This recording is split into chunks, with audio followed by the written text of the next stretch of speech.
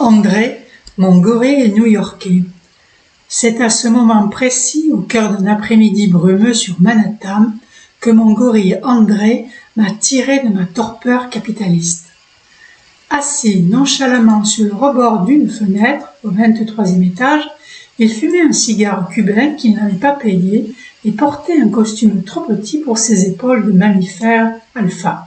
« Il t'a sorti son numéro de charme d'agent immobilier », a-t-il glissé, faussement compatissant, en désignant du menton l'homme en costume rayé qui venait de me vendre un placard pour le prix d'un yacht.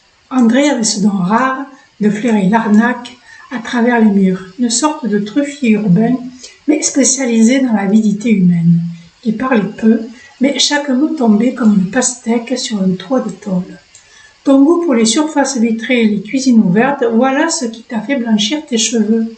Et raser l'Amazonie, grogna-t-il, en recrachant un nuage de fumée parfaitement en forme de carte bancaire.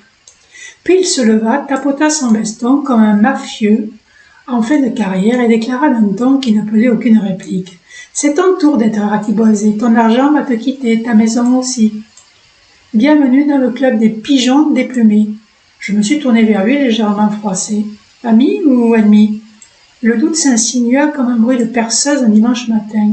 Après tout, ce gorille avait un casier judiciaire long comme le bras et un passif émotif avec Wall Street. Il m'a tendu une banane en guise de paix, puis fixant l'écran où un aigle américain s'écrasait à la bourse comme un poulet sans tête, il a soufflé. « On devrait se faire la malle. » J'ai haussé un sourcil, mais pour aller où ? Il n'a pas répondu.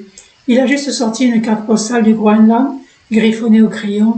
Ici au moins les glaçons sont encore gratuits.